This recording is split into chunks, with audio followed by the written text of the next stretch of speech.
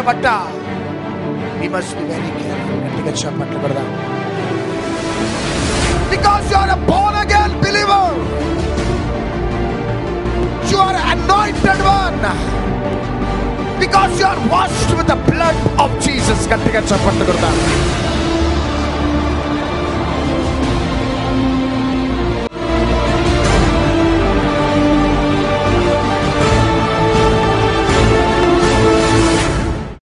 ఒక దినమున ప్రియ దేవుని బిడ్డలారా, మొదటి వారు కడపటి వారు అవుతారు, కడపటి వారు మొదటి వారు అవుతారు.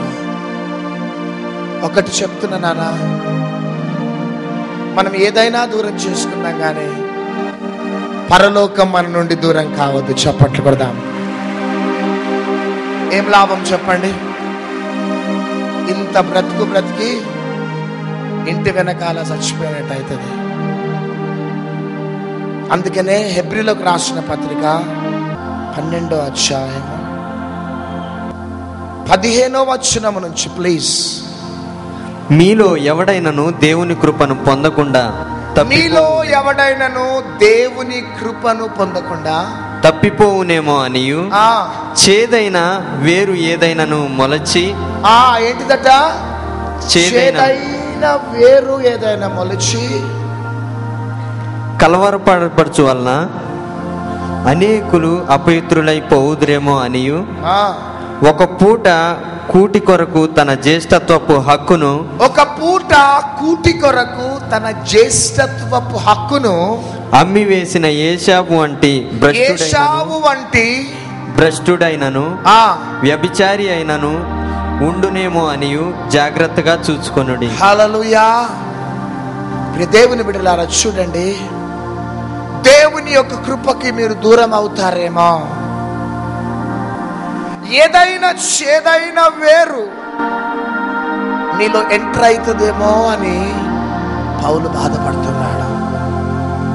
ఇంకా ఏమంటున్నాడంటే, ఒక పూట కూటి కోసమట జ్యేష్ఠత్వపు హక్కును విడిచిపెట్టుకున్నాడట. ఎవరు? గట్టిగా, ఏశావు.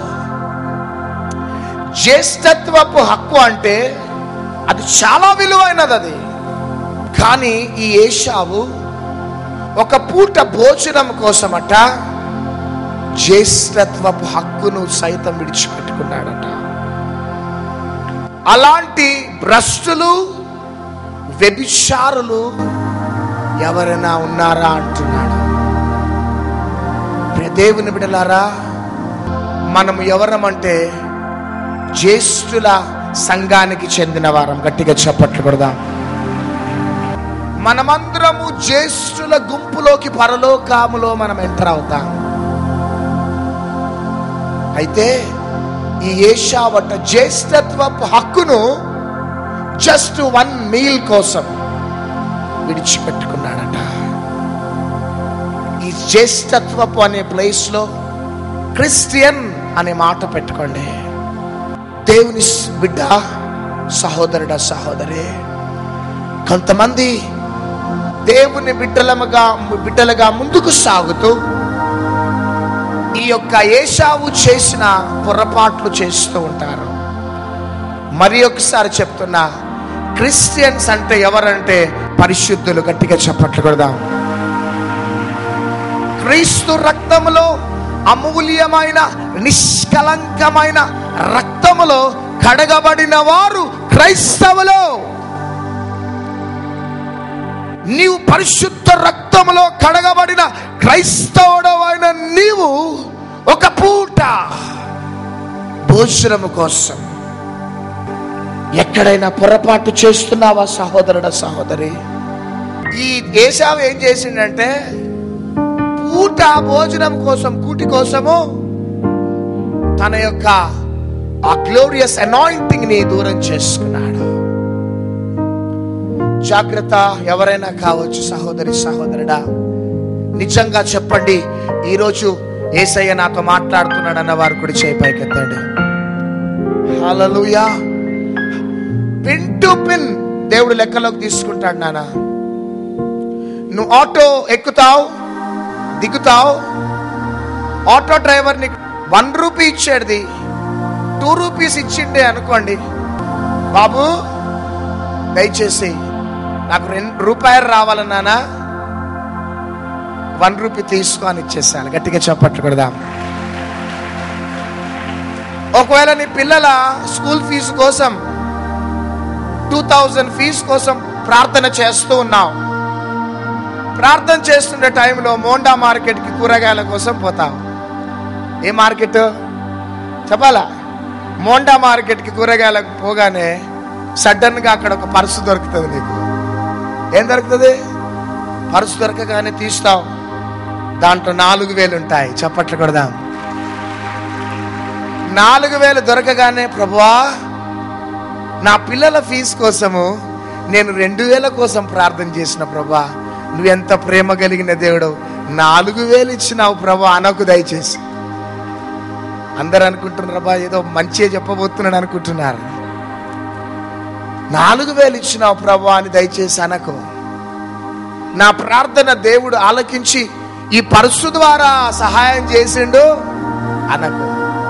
ఆ పర్సు దొరకగానే ఆ పర్సును ఏం చేస్తావంటే పోలీస్ స్టేషన్కి హ్యాండ్ ఓవర్ చేసేసాను. చప్పట్లు కొడదాం. మరి ఒకసారి చెప్తున్నా, చాలా మంది software engineers, MBA students, MCA students, వీళ్ళందరూ కూడా జాబ్ సర్చింగ్ లో మీరు ఉండొచ్చు. చాలా సార్లు ఒక అవకాశం దొరుకుతుంది. 7 years ఫేక్ సర్టిఫికేట్ పెట్టి ఉద్యోగం సంపాదించుకోవాలనే ప్రయత్నములు ఉన్నావేమో. కానీ I want to tell you, ఉద్యోగం లేకపోయినా బఠానీలు అమ్ముకోనైనా బ్రతుకు. హల్లెలూయా. కానీ ఫేక్ సర్టిఫికేట్ పెట్టడం మేనేజింగ్ డైరెక్టర్ చూడకపోవచ్చు, నిన్ను ఇంటర్వ్యూ చేసిన ఆఫీసర్ చూడకపోవచ్చు, కానీ పరలోకంలో ఉన్న మేనేజింగ్ డైరెక్టర్ నిన్ను చూస్తున్నాడు. జాగ్రత్త. Hallelujah. These are all the pitfalls మనం రెగ్యులర్ గా క్రైస్తవులముగా మనం చేస్తూ ఉంటాం. కానీ ప్రియ దేవుని బిడ్డలారా, ఈ రాత్రి దేవుడు మనతో మాట్లాడుతున్నాడు. హల్లెలూయా. క్రైస్తవులు అని పిలువబడటము అది సింపుల్ ఇష్యూ కాదు నానా, అది ఒక అనాయింటింగ్. ఆమేన్. అదొక anointing, that is God's anointing upon you. Simple ఇష్యూస్లలో మనం బ్యాక్ స్లైడ్ అయిపోతా ఉంటాం. కానీ రాత్రి దేవుడు నేను ఎందుకు నడిపించినాడు అంటే, you are entering into the safety zone.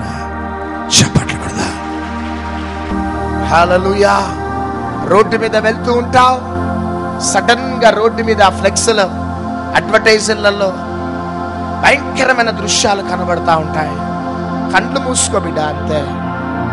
కండ్లు మూసుకో. ఒకవేళ చూసినావంటే ఏదైనా ఈవిల్ థాట్ వచ్చేస్తుంది నీలో. అది ఒక స్ట్రాంగ్ హోల్డ్ గా అపవాదికి ఒక వీక్నెస్ అనేది దొరికిపోతుంది. ఓహో, ఈ అడ్వర్టైజ్ చూసి ఒక ఈవిల్ థాట్ అనేది ఎంటర్ అయింది కాబట్టి ఈ వ్యక్తిని గ్రిప్ లోకి తీసుకోవటం చాలా ఈజీ అని అపవాదిని ఫ్యామిలీలోకి ఎంటర్ అయిపోతుంది. సాతాను అవ్వ దగ్గరికి వచ్చి ఏమన్నదంటే, ఇది నిజమా అని మైండ్ మీద ప్రెషర్ పెట్టిందంటే, డౌట్. ఏది నిజము అనుకున్నది అవ్వ, డౌట్ వచ్చేసింది అంతే అవ్వకి. సాతాను అదొక స్ట్రాంగ్ హోల్డ్ గా తీసుకున్నది, ఆ వీక్నెస్ తీసుకున్నది, ఎంటర్ అయిపోయింది సాతాను. ఏది మన జీవితంలో అనుమతించబడ్డా we must be very careful. గట్టిగా చెప్పట్లు కొడదాం. Because you are a born again believer, you are an anointed one, because you are washed with the blood of Jesus. గట్టిగా చెప్పట్లు కొడదాం. నువ్వు క్రైస్తవుడిగా పిలువబడుతున్నావు. Be careful.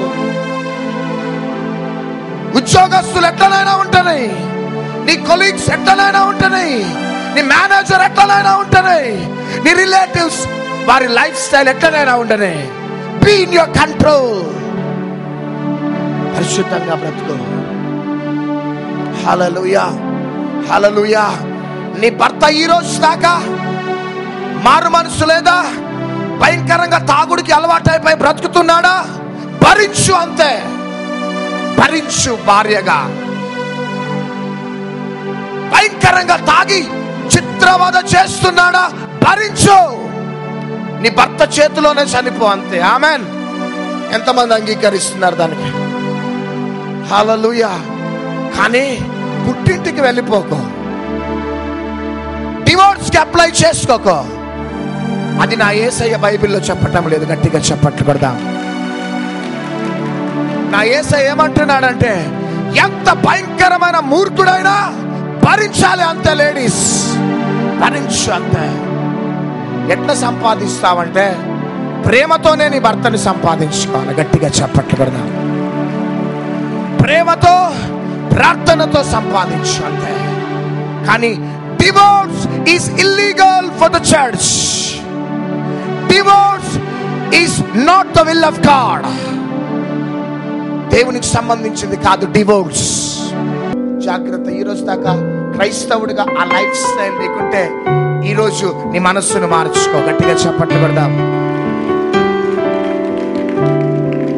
ఒకవేళ నీ భర్తతో నరక యాతన పడుతున్నావా, నరకాన్ని అనుభవిస్తున్నావా, అనుభవించు, అంతే. కానీ ఒకరోజు నీ భర్తని నువ్వు సంపాదించుకుంటా. లాస్ట్ అండ్ ఫైనల్ మాట చెప్పి నేను క్లోజ్ చేసేస్తా. నెబుకద్నెజర్ ఏమన్నాడంటే, షడ్రక్, మేషక్, అబేద్నెగోతో మీరు గాని నా ప్రతిమకి పూజించకుండా నా మాటలు గాని నెగ్లెక్ట్ చేస్తే మిమ్మల్ని అగ్నిగుండంలో వేసేస్తా. బి కేర్ఫుల్ అన్నాడు. ఎవరు? నెబుకద్నెజర్. కానీ ఈ షడ్రక్, మేషక్, అబేద్నెగో, నెబుకద్నెజర్కి ఏమో ఒక అగ్నిగుండం కనబడుతున్నది. ఆమెన్. షడ్రక్, మేషక్, అబేద్నెగోకి ఏమో 2 అగ్నిగుండాలు కనబడుతున్నాయి. గట్టిగా చెప్పట్టు కొడదాం.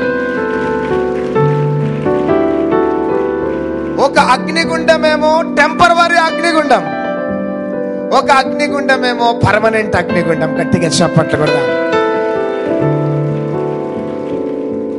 అందుకనే నెబుకద్నెజర్ కుచ్ భీ కరో, కుచ్ ఫరక్ నహీ పడతా.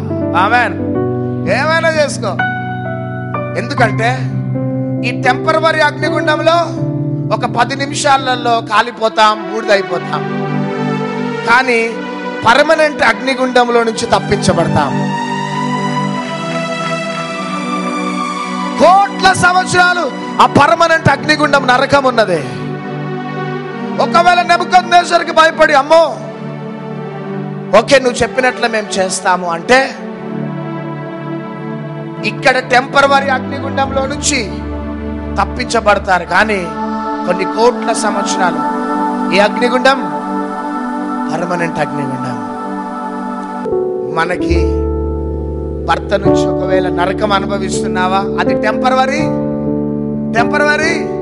అగ్నిగుండం. వదిలిపెట్టేసేయండి. కానీ నీ పరిశుద్ధతను, నీ క్రిస్టియానిటీని, నీ స్పిరిచువల్ లైఫ్ని కాపాడుకుంటే ఒక దినమున నీ భర్తను సంపాదించుకుంటావు. నువ్వు నిత్య నరకానికి వెళ్ళవు, కానీ పరలోకానికి మనం వెళ్ళిపోతాం. చెప్పట్లు. హల్లెలూయా. ఈరోజు నీ దేవుని బిడ్డలారా, please, I love you everybody. దయచేసి ఆల్కహాల్కి అడిక్ట్ అయిపోయి ఉన్నావా, స్మోకింగ్కి అడిక్ట్ అయిపోయి ఉన్నావా, తంబాకులు, గుట్కాలు, పాన్ పరాగులకి అలవాటు అయిపోయి ఉన్నావా, సినిమాలు, సీరియల్స్ అని ఇష్టం వచ్చినట్లు బ్రతుకుతున్నావా, లంచాలకి, లోక సంబంధమైన విషయాలకి బానిసైపోయి బ్రతుకుతూ ఆదివారం రాగానే ప్రార్థన చేసుకుంటూ బ్రతుకుతున్నావా? నీ అడుగడుగున నీ లైఫ్ స్టైల్ని బట్టి పరలోకం ఏడుస్తూ ఉన్నది నాయన. కానీ రాత్రి కాల సమయంలో యేసయ్యా, నా పాత లైఫ్కి నేను గుడ్ బై చెప్తున్నాను. చేతుల పైకి ఎత్తిట్లానండి, చేతుల పైకి ఎత్తి గుడ్ బై, గుడ్ బై. మన పాత లైఫ్కి ఏం చేద్దాం ఈ రాత్రి? Bye bye. హల్లెలూయా. ఈరోజు రియల్లీ పక్కా ఒరిజినల్ క్రైస్తవులుగా, పరిశుద్ధులముగా బ్రతుకుదాం నాన్న. మనం ఒక వ్యక్తి నిన్ను పాయింట్ అవుట్ చేయొద్దు. ఆమెన్. ఏం చేయొద్దు? ఒక వ్యక్తి మిమ్మల్ని పాయింట్ అవుట్ చేయొద్దు. అంత జాగ్రత్తగా మన పరిశుద్ధతను కాపాడుకుందాం. అందరం లేచి నిలబడదాం. చేతులు పైకెత్తుదాం. అందరం ఇక కళ్ళు మూసుకుందాం. బలమైన మహిమ కలిగిన ఆరాధనలోకి మనం వెళ్ళబోతున్నాం. ఈరోజు అనేకులు మారు మనసు పొందబోతున్నారు. పశ్చాత్తాపంతో వారి బలహీనతలను పాపములు ఒప్పుకుంటున్నారు. ఈ రాత్రి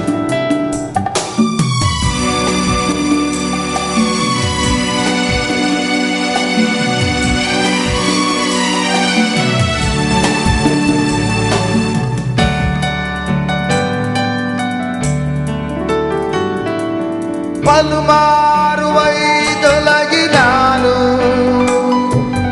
పరలోక దర్శనము నుండి. అందరూ కలిసి విలువైన నీ దివ్య పిలుపుకు నే తగినట్టు జీవించనైతిని. అందరు స్వరాలెత్తి పలుమారు వైదొలగినాను పరలోక దర్శనము నుండి. విలువైన నీ దివ్య పిలుపుకు నీ తగినట్టు జీవించనైతిని. అయినా నీ ప్రేమతో నన్ను దరిచేర్చినావు.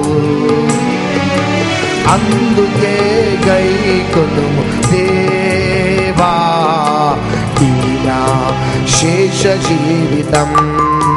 అందరు కలిసి ఇదిగో దేవా నా జీవితం. అందరు గట్టి స్వరముతో పాదమస్తకం నీకంకితం. ఇదిగో దేవా నా జీవితం. ఆ పాదమస్తకం నీకంకితం. శరణం నీ చరణం శరణం నీ చరణం శరణం నీ చరణం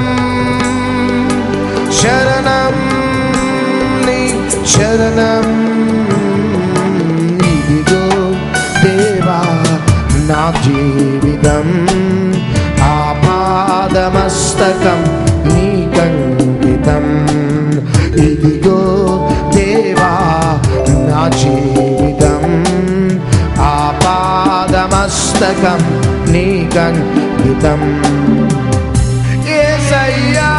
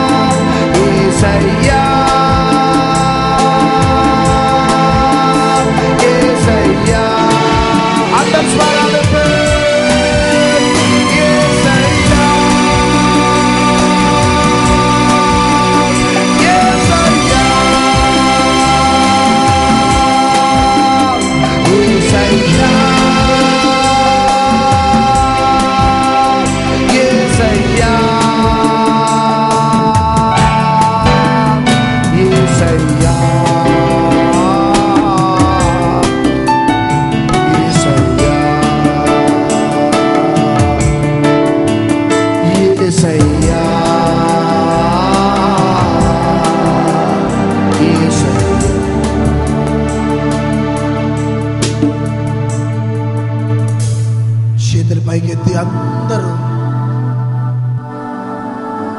ఎవరు డిస్టర్బ్ కావద్దు.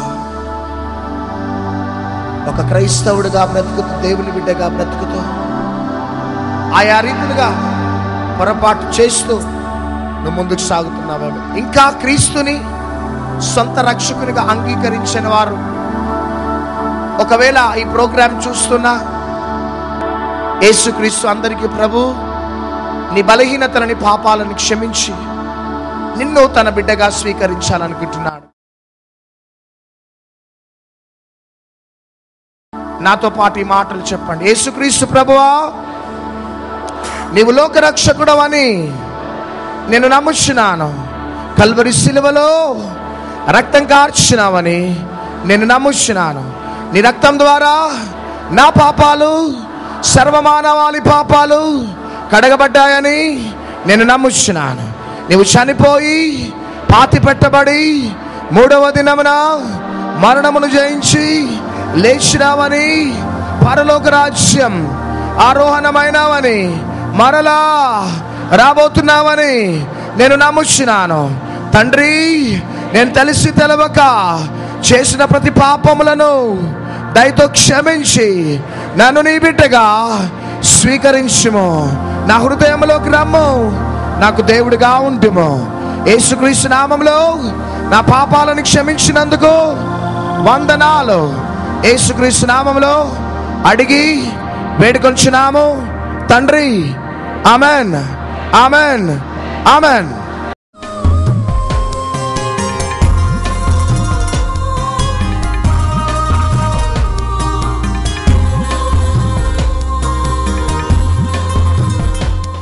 ఇక్కడికి వచ్చి ఎంతోమంది స్వస్థత పరిచారు.